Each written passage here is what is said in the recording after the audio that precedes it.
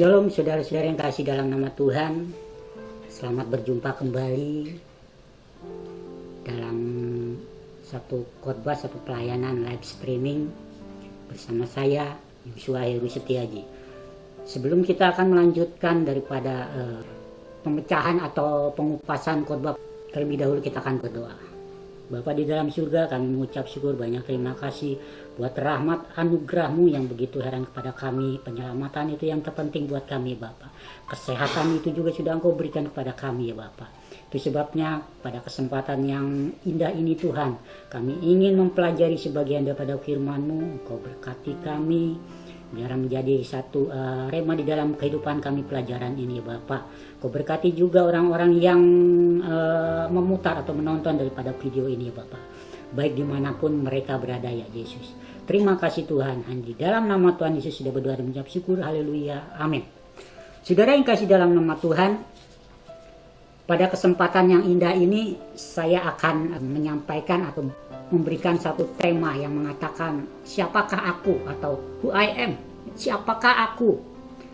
Saudara yang kasih dalam nama Tuhan, dulu waktu saya tahun 88 atau 87 saya lupa. Pokoknya 80 saudara. Saya pernah menjadi guru, kemudian waktu itu biasa saya kalau itu mengadakan satu pertanyaan. Saya tanya kepada anak-anak. Menurut kamu siapakah kamu? Menurut kamu siapakah kamu? Terus anak ada yang menjawab begini. Saya coba satu-satu dari si A, B, C, D dan lain sebagainya. Ada yang bilang, kalau menurut saya adalah anak yang nggak benar di hadapan orang tua, suka ngelawan dan lain sebagainya, nggak nurut. Karena waktu itu saya jadi guru agama, Bapak Ibu ya. Kemudian menurut B, siapakah kamu ini? Menurut kamu, saya anak yang baik, saya selalu taat sama ayah ibu saya. Kemudian menurut kamu siapa kamu itu?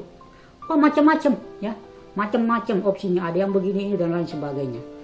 Saudara yang kasih dalam nama Tuhan, siapakah aku ini? Pernahkah kita ya mengatakan ini siapa sih saya sebenarnya ya? Dan jati diri saya itu siapa sebenarnya? Saudara yang kasih dalam nama Tuhan, seringkali kita bertanya dalam diri kita, sebenarnya siapa sih saya sebenarnya? Kok hidup saya begini? Misalkan Bapak Ibu, menurut siapa sih saya ini sebenarnya Tuhan? Seringkali kita bertanya, Tuhan maunya apa dengan saya? Sampai mungkin Tuhan saya seperti ini, banyak masalah dan lain sebagainya. Kita akan coba mengupas who I am, siapakah aku. Yang pertama bahwa di sini dikatakan demikian. Yang pertama adalah siapakah aku ini? Who I am. Kita orang pilihan Tuhan. Orang pilihan Tuhan. Sekarang kita coba ya saudara ya. Yang dimaksud pilihan Tuhan, pilihan. Nah, sekarang kita coba mengupas tentang definisi pilihan. Pilihan ini artinya dipisahkan. Dipisahkan daripada yang lain. Saya sering ya saudara mengantarkan ibu saya kalau awal bulan begitu beli belanja ke pasar. Itu ada biasa belanja bulanan, ada bawang, ada tomat. Itu beda Bapak Ibu ya. Tomat yang kira-kira yang masih segar, yang besar ini beda harganya. Tomat yang agak kecil tapi segar beda. Atau mungkin yang udah peot-peot, busuk-busuk itu beda juga. Laku nggak laku. Saudara yang kasih dalam nama Tuhan. Jadi kita ini pilihan Tuhan. Arti pilihan dipisahkan daripada yang lain. Kita ini adalah yang terbaik. Ya, kita ini adalah yang terbaik. Saudara yang kasih dalam nama, kita sadar nggak sih bahwa sesungguhnya kita ini pilihan Tuhan? Ada orang Kristen, dia masuk Kristen, kemudian dia udah masuk Kristen, memang dia Kristen tadinya. Dia masuk Kristen, nikah dengan orang dari seberang, kemudian otomatis dan ikut ke dia. Wow, berapa tahun akhirnya dia berkecimpung di dalam iman mereka ya, pindah ke iman mereka. Kemudian dia datang lagi. Dia udah amburadul rumah tangganya. Ya. Dia tarik lagi, dia kembali lagi ke Kristen. Nah, ini orang pilihan Tuhan, walaupun dia udah hidupnya kok morat-marit, nggak karuan, dedal duel kalau kata orang Jawa bilang, nggak karu-karuan. Tapi ini pilihan Tuhan. Tuhan tarik lagi. Ini bukan zona kamu. Zona kamu nih di sini. Ini yang dimaksud arti pilihan Tuhan. Nah, saudara yang kasih dalam nama Tuhan, di sini dikatakan. Kita lihat yuk di dalam 1 Petrus 2 ayat 9. Demikian bunyi firman Tuhan. Tetapi kamulah bangsa yang terpilih. Imamat yang rajani, bangsa yang kudus, umat kepunyaan Allah sendiri, supaya kamu memberitakan perbuatan-perbuatan yang besar dari Dia yang telah memanggil kamu keluar dari kegelapan kepada yang terang ajaib. Jadi, saudara yang kasih dalam nama, artinya kalau kita lihat dalam bahasa aslinya itu adalah pilihan atau agathos. Agathos kalos. Agathos ini artinya baik mutunya. Jadi dikatakan di sini agathos ini adalah baik mutunya. Kalau kita dipanggil Tuhan menjadi alatnya, berarti kita mutunya tuh baik. The best. Tuhan nggak mau punya alat, punya anak kesayangan tuh yang asal-asalan. Kayak saudara aja, pengen punya anak yang terpilih, pengen punya anak yang benar-benar yang bagus, yang terpilih. Ini pilihan. Kita lihat, kita tahu kualitas daripada anak kita. Oh, ini anak bagus jadinya misalkan jadi IT. Oh, ini bagus jadi tentara. Ini bagus jadi hakim atau jadi advokat dan lain sebagainya. Kita tahu daripada kualitas anak kita. Tuhan juga tahu kualitas kita ini di mana. Yang artinya adalah dikatakan agathos, artinya baik mutunya. Kemudian kalos, itu indah daya tariknya. Berarti lebih dari semuanya. Ya. Yang seperti tadi saya katakan, tomatnya tuh, buah tomat itu benar-benar the best. Ya. Saya pernah belajar tentang tanam menanam. Ya. Di situ ada buah paya. Paya namanya ada satu paya yang kecil tapi manis, apa itu? Saya lupa itu.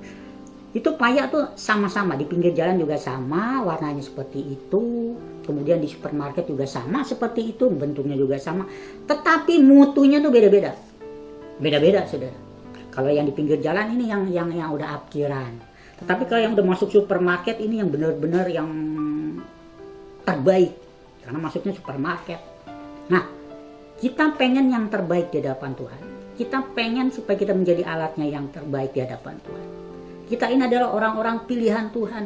Kalau ada orang keluar daripada Tuhan, betapa bodohnya. Ya. Kita selalu dipelihara. Artinya kalau kita yang terbaik, Tuhan akan pelihara. Tadi saya baru bicara, tadi ngomong Pak Gembala ya, ada satu kesaksian dengan kameramen juga.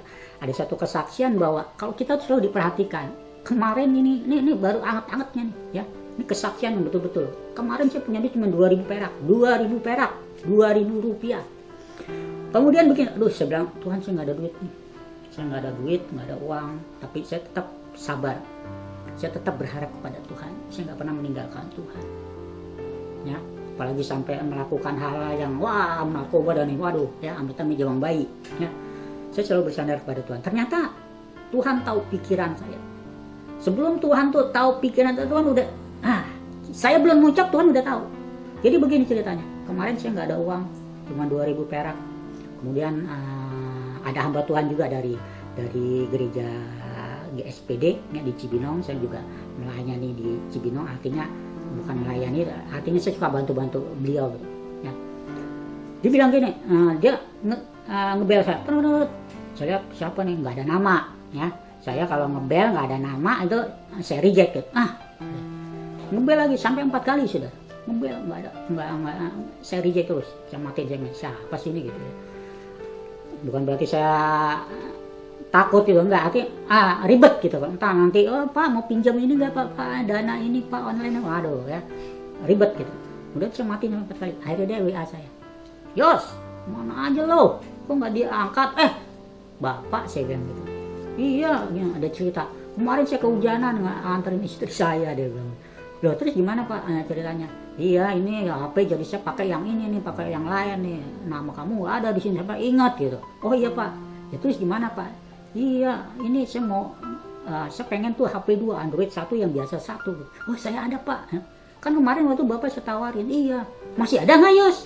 Masih Pak. Mau dianterin kapan nih Pak? Ya kalau bisa mah besok boleh, sekarang. Ya sekarang aja gimana? Yakin sekarang? Iya Pak. Saya pikir namanya duit kan saudara ya. Saya nggak munafik saudara ya. Akhirnya udah saya anterin. Berapa nih Pak? Ya harganya ya cukup ya, lumayan lah, bisa buat 2 hari buat beli bensin. Ya. Akhirnya udah, saya datang, saya terima itu, saya berikan pada dia, terima uangnya. Sampai segitunya loh Bapak Ibu. Ini pemeliharaan Tuhan karena kita anak pilihan Tuhan. Saya nggak pernah yang namanya tuh minta-minta, ya. Nggak pernah yang namanya minta-minta, nggak pernah yang namanya ngutang sana sini cuman buat beli bensin, enggak. Ya, kalau cuma beli bensin, beli kota, saya mampu. Artinya apa? Tuhan tuh selalu menjaga saya. Nah, karena apa? Kita ini adalah pilihan Tuhan. Artinya kita dijauhkan daripada yang buruk. Kita ini adalah yang the best, yang terbaik. Ya, mempunyai satu daya pikat yang baik, indah di mata Tuhan. Nah, itu yang pertama. Yang mutiara yang kedua adalah, poin yang kedua adalah, siapakah aku ini? Ya, who I am? Siapakah aku ini? Yang kedua adalah, kita garam dunia. Siapakah aku? Kita adalah garam dunia. Ini terdapat di dalam Matius 5 ayat 13 sampai 16 itu ada. Kemudian di dalam Yohanes juga ada. Yohanes 9 ayat 5, kita coba lihat yuk. Kita lihat dulu deh yang ini ya, yang garam dunia itu ya. Kamu adalah garam dunia. Jika garam itu menjadi tawar, dengan apakah ia diasinkan? Tidak ada lagi gunanya selain dibuang dan diinjak orang. Kamu adalah terang dunia, kota yang terletak di atas gunung, tidak mungkin tersembunyi. Lagi pula orang tidak akan menyalakan pelita lalu meletakkannya di bawah gantang. Nah, dikatakan lagi, melainkan di atas kaki dian sehingga menerangi semua orang di dalam rumah itu. Ayat yang terakhir, demikianlah hendaknya terangmu bercahaya di depan orang, supaya mereka melihat perbuatanmu yang baik dan memuliakan Bapakmu yang di surga. Jadi yang kedua ini betul-betul penting. Siapakah aku ini? Ya, di sini katakan kita adalah garam dunia. Garam itu adalah dapat dikatakan sebagai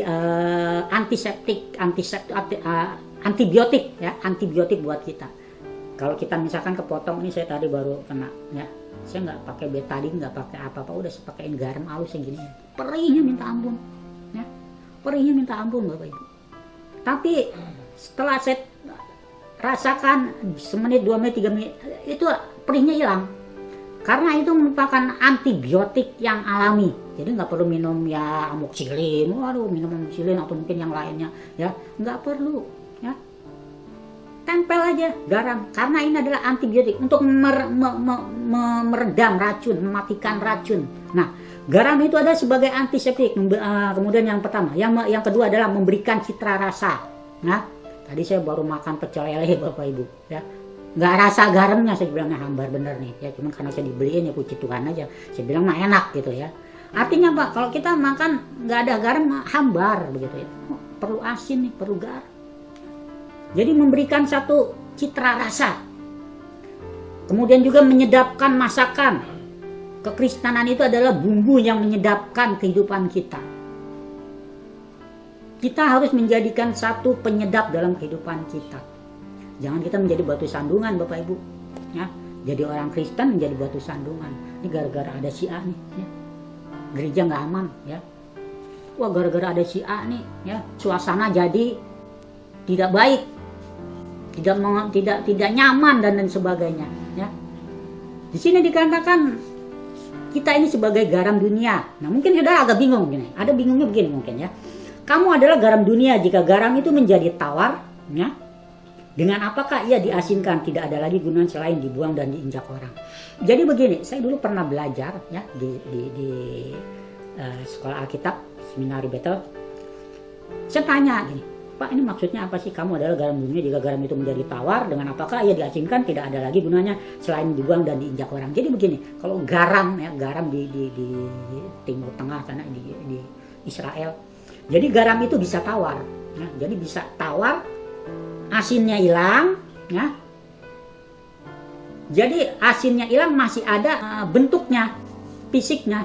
Jadi pada saat garam itu asinnya hilang ya, garam ini yang tadi fisiknya ini ya, seperti nggak tahu seperti apa, saya belum pernah lihat ya.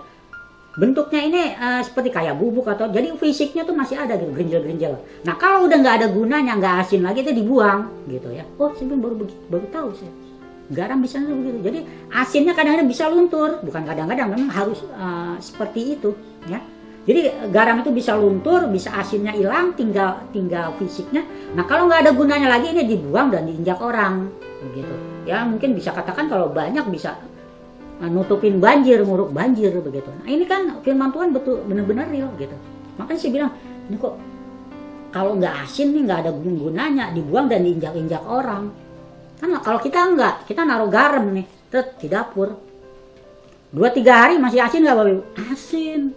Setahun taruh asin nggak? Asin. Mungkin lumer, tapi tetap cairannya asin nggak? Asin.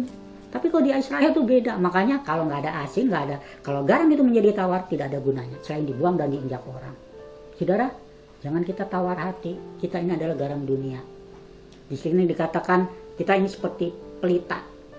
Kalau pelita ini naruhnya di atas, ya.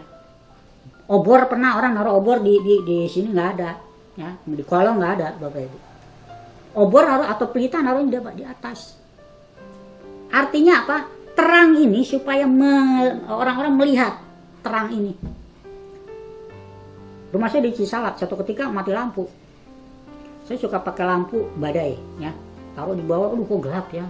Saya kalau tidur lampu gelap tuh ngap gitu, nggak bisa napas gitu kayaknya. Kayaknya kayak ada di dunia mana gitu ya. Jadi orang mesti terang, saya nyalain badai, lampu badai yang itu loh, yang peri pramuka itu. Saya taruh di bawah, kok gelap gitu. Akhirnya saya ambil yang namanya bangku biar lebih tinggi dari mata saya, dari tempat tidur saya, itu ranjang saya. Jadi enak. Artinya apa? Bahwa kita ini adalah garam dunia. Jika garam itu nggak ada gunanya, jika kita mempunyai kehidupan kita tuh yang tawar hati, ya, atau mungkin kita tidak menyedapkan suasana kehidupan kita, ya, nggak ada guna selain dibuang dan diinjak orang. Kalau kita udah dibenci orang, artinya apa? Kehidupan kita, derajat kita udah nggak ada gunanya, Bapak Ibu. Saudara, kita punya Tuhan. Muliakan Tuhan dengan kehidupan kita. Itu yang kedua. Yang ketiga, waktunya berjalan terus. Yang ketiga adalah apa? Kita adalah surat yang terbuka. Nah ini yang terakhir nih. Ini terakhir, benar-benar terakhir nih, ya. Aduh, timernya udah overload ini. Jadi yang terakhir apa? Kita adalah surat yang terbuka. Kalau sekarang surat yang terbuka apa, Bapak Ibu? Facebook, betul ya? IG, ya. Nah itu dan lain sebagainya. Nah ini sekarang nih kan kita adalah surat terbuka. Nggak ada dong zaman dulu kamu adalah Facebook yang terbuka. Nggak ada kan, zaman dulu belum ada Facebook, ya. Artinya apa? Kamu adalah suratan yang terbuka. Hidup kita ini adalah seperti kalau orang Kristen, kalau ini ibaratnya kita tuh hidup, orang Kristen itu hidup seperti di dalam rumah kaca. Pernah hidup di dalam rumah kaca, jadi kita mau ngapa-ngapain tuh kita tahu ya. Karena oh si Yosua lagi tidur, wah lagi nongkrong ya, wah lagi dan lain sebagainya, tahu ya. Artinya kita ini suratan yang terbuka, segala gerik kita ini selalu dilihat Tuhan. Kalau kita agak sedikit mencong, katanya orang Kristen, kok begitu? Benar gak? Iya. Kita sedikit mencong, kita mungkin emosi dan lain sebagainya. Katanya orang Kristen, kok ngomongnya begitu? Kok kasar? Kok gak mencerminkan anak Tuhan? Jadi kita harus jaga mulut kita, hati kita, perilaku kita, tindakan kita, ya. Makanya saya tuh sampai saat ini belum berani untuk jadi pendeta. Mungkin belum, nanti suatu saat ya, kalau udah waktunya. Karena saya takut. Nanti kalau saya jadi pendeta, saya ngebut dikit, wah pendeta ngebut, repot ya. Saya biasa makan di warteg, angkat kaki. Nah, pendeta Yosua kalau makan angkat kaki, waduh repot lagi ya. Artinya apa? Saya nggak mau kehidupan saya itu dihakimi, dijolimi kalau sana. Jadi repot. Saya makan jengkol, wah enak makan jengkol. Hah, pendeta makan jengkol kalau khotbah nggak bau tuh, ya. Jemaatnya pada mati semua, pada kelenger makan jengkol ya. Pendeta kok makan jengkol, ya namanya pendeta kan manusia. Saya juga suka jengkol. Nah, saudara, kita kembali lagi. Kita adalah suratan yang terbuka, segala tindak tanduk kita. Kita lihat coba dalam 2 Korintus 3 ayat 2 dan 3. Di sini katakan demikian. Kamulah adalah surat pujian kami yang tertulis dalam hati kami, dan yang dikenal dan yang dapat dibaca oleh siapa? Semua orang. dibaca oleh semua orang. Saya ulangi lagi ya, ini ayat yang betul-betul menjadikan satu rema dalam kehidupan kita, bahwa kamu adalah surat pujian kami yang tertulis dalam hati kami dan yang dikenal dan yang dapat dibaca oleh siapa? Semua orang. Luar biasa. Jadi kita bisa dibaca kehidupan kita oleh semua orang. Ya. Kalau saya mungkin nggak benar, waduh, ini ya. Apalagi kalau kita lihat sekarang banyak yang melanggar hukum. Yohanes, divonis sekian, aduh Yohanes namanya. Ya. Kemudian si Markus jadi pengedar narkoba, aduh Markus. Ya. Mungkin ada pejabat-pejabat yang Kristen yang seiman dengan kita masuk dalam jerat dan lain sebagainya. Aduh, jelas. Jadi artinya apa? Nama Tuhan tuh tidak diindahkan. Bahkan itu menjadikan satu aib, ya. Aib bagi sesama kita, dan khususnya Tuhan sangat sakit sekali. Ya. Itu berarti mendukakan Tuhan. Amin buat firman Tuhan. Biar kiranya firman Tuhan ini dapat menguatkan kita semua, ya, dan kita menjadi kuat di dalam Dia, dan kita menjadi terang dunia. Kita adalah suratan yang terbuka, dan juga kita menjadi garam dunia bagi kehidupan kita, dan orang lain melihat apa yang kita lihat menjadi ikut kita, ikut bertobat dan melayani Tuhan. Amin buat firman Tuhan. Kita berdoa, saudara. Bapak yang di surga, pada kesempatan indah ini kami datang kepadamu mengucap syukur, banyak terima kasih buat rahmat hadirat-Mu ya Tuhan, dan Engkau sudah menyertai kami. Engkau telah memimpin daripada live streaming pada kesempatan yang indah ini Tuhan. Biarlah firman ini tertanam, tertancap di dalam hati kami yang paling dalam ya Bapak, dan nama-Mu dimuliakan Bapak. Terima kasih Tuhan. Di dalam nama Tuhan Yesus berdoa dan mengucap syukur, yang percaya katakan amin. Shalom.